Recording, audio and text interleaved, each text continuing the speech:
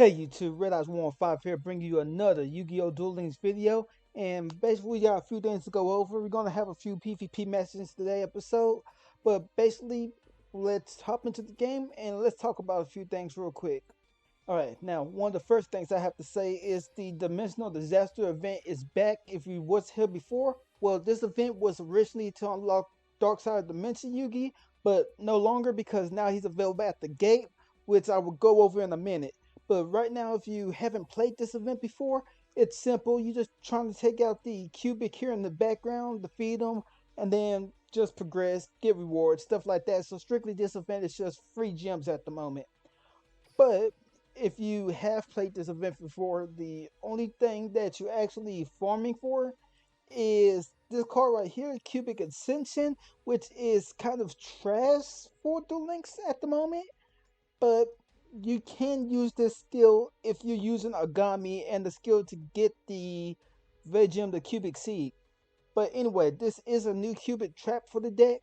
When an opponent monster declares an attack, special summon one V-Gem, the cubic seed from your deck, and if you do, change the attack target to it and perform damage calculation. If your opponent's life points are at least 2,000 higher than yours, you can banish this card from your graveyard and special summon one V-Gem, the cubic seed from your hand, deck, or graveyard. Then if only your opponent controls a monster when this effect was activated, you can spell summon up to two more regions the cubic seeds. You only use the effect of cubic ascension once per turn. So yeah, this is a very good card, but only if you have region the cubic seed, which if you don't know puts cubic tokens on your opponent's monster, which make it where that monster is unable to attack and that monster effect is negated. So this trap is good as long as you're using agami skill for the cubic seed. But speaking of skills, by the way, this event actually offers us a new skill which will be available at 11 o'clock at least my time. Could be 12 in the morning your time or 10, yeah, 10 in the evening your time. But anyway, basically what this skill does is reveal three cubic monsters in your hand and place one cubic counter on a monster your opponent controls. Monsters with a cubic counter cannot attack or activate their effects. This skill can only be used if you begin the duel with an extra deck that contains no monsters other than cubic monsters. This skill can only be used once per turn and twice per duel. So yeah, this is a very powerful card, and basically it makes the need for the cubic seed not necessary. You can use it twice, so if you have some problematic cards and for some reason you're playing cubics, this is an amazing skill. And apparently I was wrong about what character this gives you. This gives you Agami. But I'm still going to go for how you get Dark Side Dimension Yugi now. But anyway, you just have to fulfill conditions with a total at least that many 1,600,000 points after January 13th. So today at 11 p.m., you can unlock the exclusive character Agami. So yeah, at 11 at least my time, once again 12 yours or 10 your time, Agami will be available for you to unlock if you have not unlocked the character.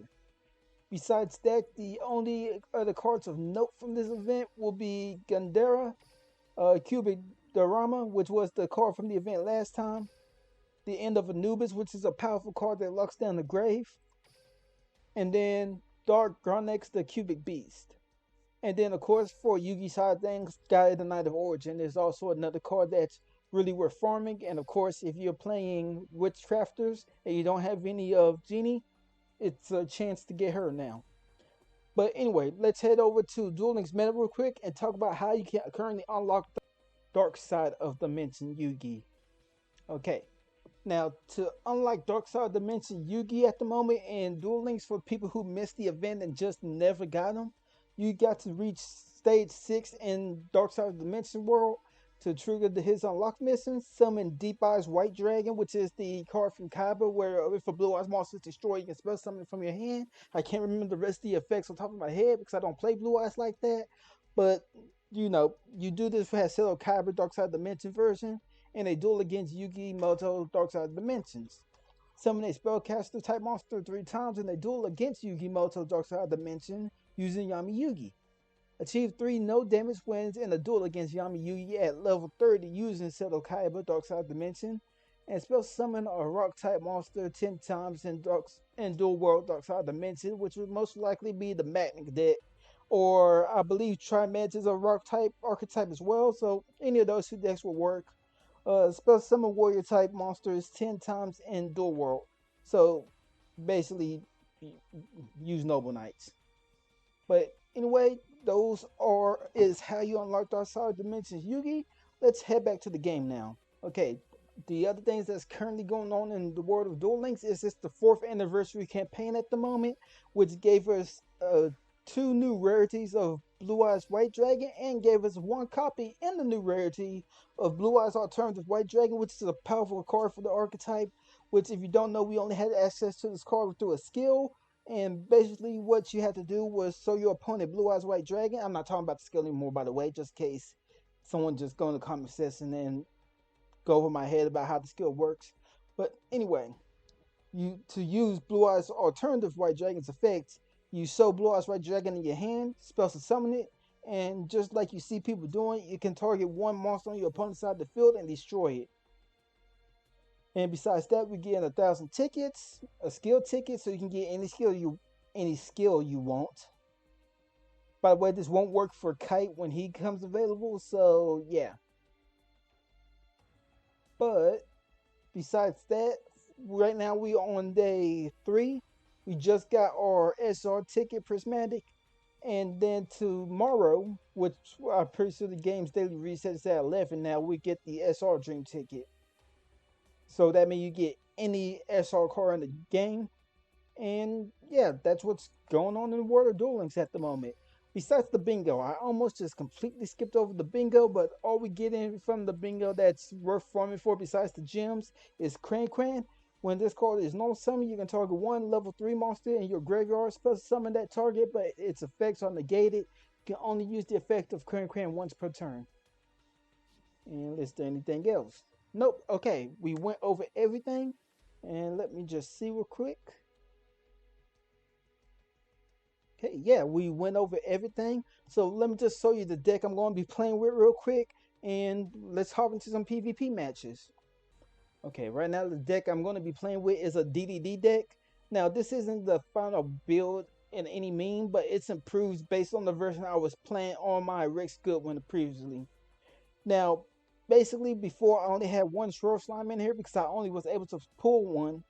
And besides that, the only thing that actually changed was the DD Vice Typhon.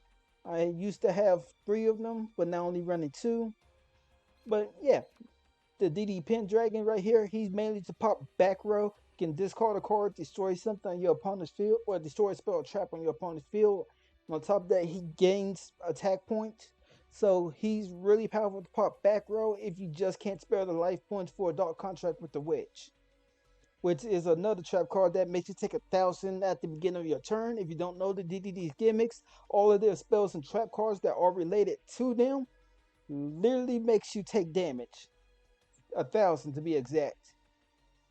But hey, they are really powerful cards, so it's understandable.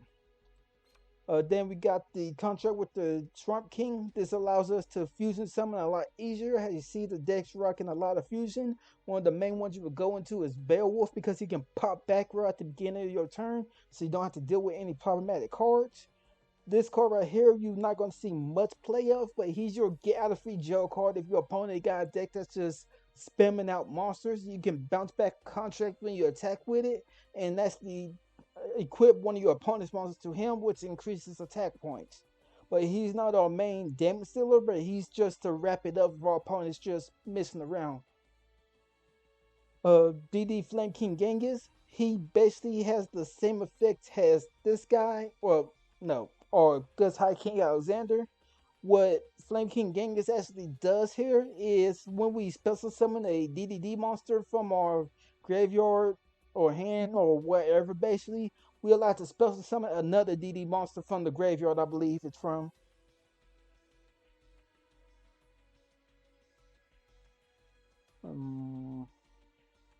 Yeah, special summon from the grave. And then for Gus High King Alexander, he doesn't care. Like, he's just like Genghis over there, except you can normal or special summon to get a DDD monster out on the field from your grave. And then basically, there's only a few filler cards that can be replaced in this deck. Like you can replace Double Cyclone. The only reason I was running this because on my deck's Rex Goodwin, I had a skill that was basically a free field spell to not only boost my DDDs, but that was only so it could be a target for this card. But I still running this card just in case the contracts get too expensive and I just need to pop them. And on top of that, I can pop a card in my opponent's back row if they are playing back row at the time I have this. Then Ultimate Providence is kind of for more crowd control, like to get rid of stuff on my opponent's field that's just activating effects that I can't deal with at the moment. And this is more back row control right here, Dark Contract with errors. Basically, if you activate this card, you can negate any other trap card's effect on the field, meaning you can get out of the cost for your Dark Contract with the Witch.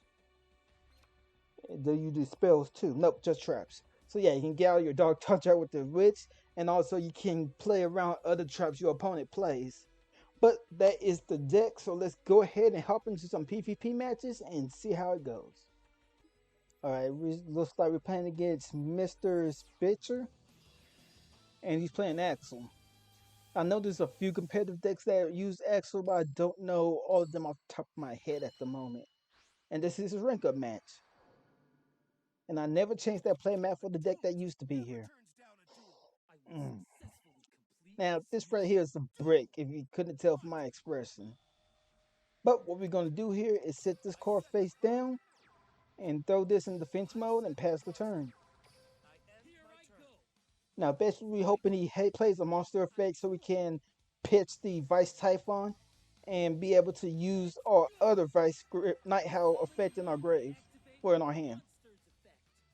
Okay, so he's going to get to searching for the poly, and it looks like he's playing a hero deck. So this is our opportunity because he did use the normal summon. So let's go ahead and activate Ultimate Providence to stop this and destroy his monster so he doesn't get the poly. And race to the summon.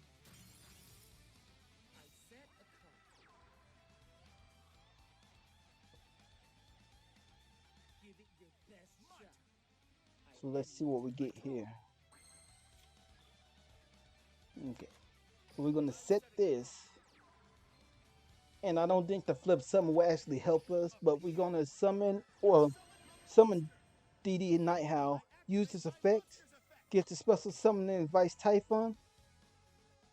Oh. Okay, we still get to pull it off. And then we're going to go into the next set, which I'm pretty sure he knows the play, because he has something reactable right now. But I don't care. If we get clap for going into this, oh well, we got another one. Okay, let's just go ahead and see. That would make me not want to battle, but I'm just gonna do it anyway for content. Yeah, I thought so. But once again, we got another one. That doesn't matter.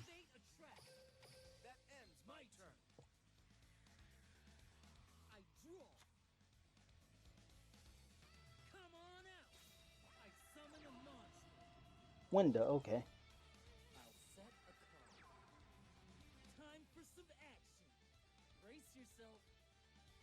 Gonna let this happen because we can't stop it anyway.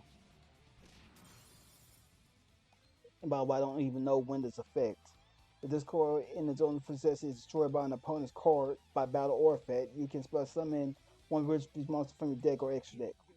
Okay.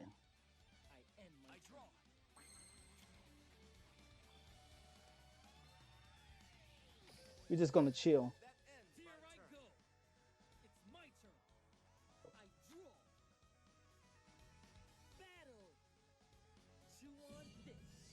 We're just gonna let this damage happen, and then during his end phase, we're gonna activate it. Well, let's not do it during his end phase. Let's wait to the start of our turn so we don't take the damage.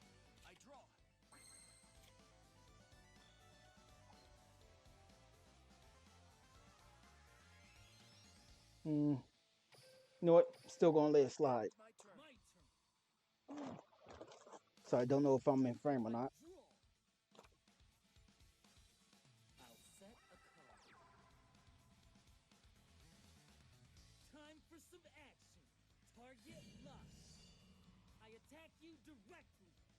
Just gonna let it happen.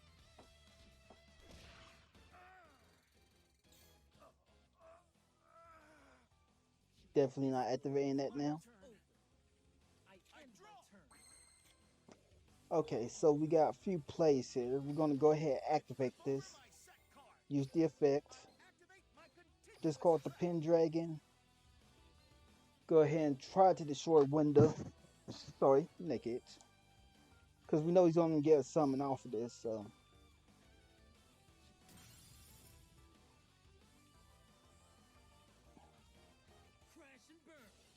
Yep, get your summon.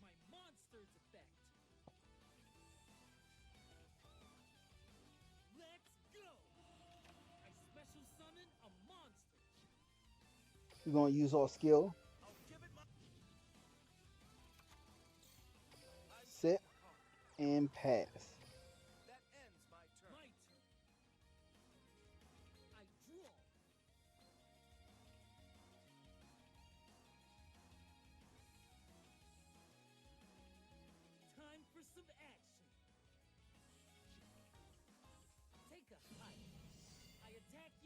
Ah.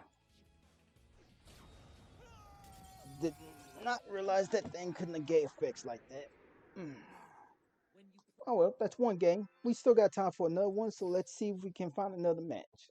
We got another match here, and like I said, this is not the optimal build. This is not the final build. I'm not saying this is the end all be all. There's still some fixes I need to do to this, and so far I'm thinking my poor man build was better than this one. But let's see what this Weevil got. Sorry I missed this person's name. Okay, I wouldn't have been able to read it anyway. But anyway, let's see what we got. Well, it's clear we got another brick.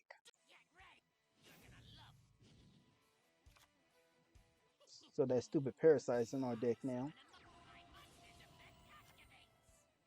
Distal bugs. Okay. Get to Xe summon, I'm guessing.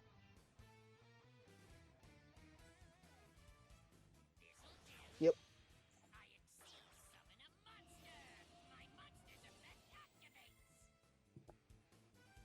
Wait, I don't.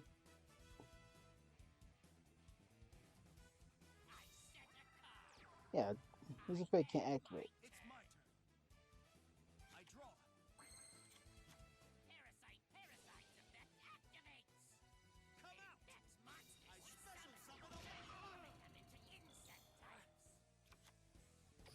Set this.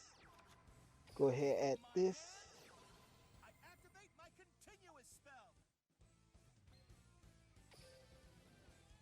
Okay, so we really don't have any other targets for a fusion play here.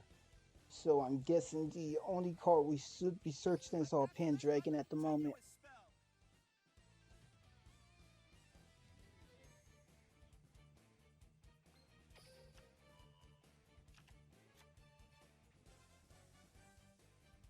And then we're going to pass the turn.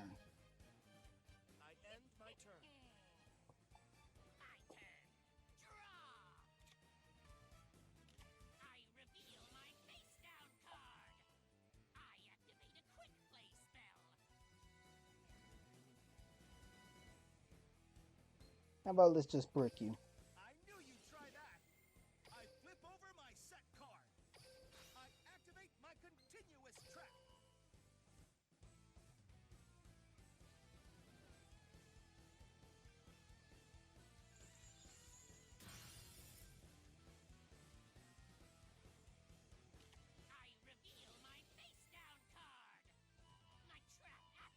So now he has to re-Xe summon.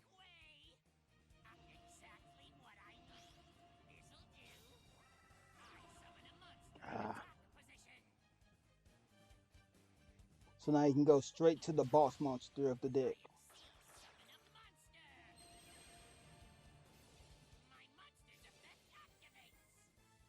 He's already in defense, but he makes a 0-2.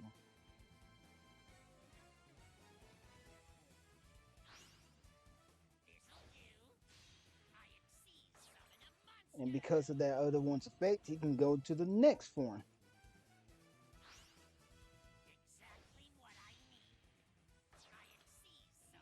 And now we're just about to take a lot of damage, which we're not going to be able to survive.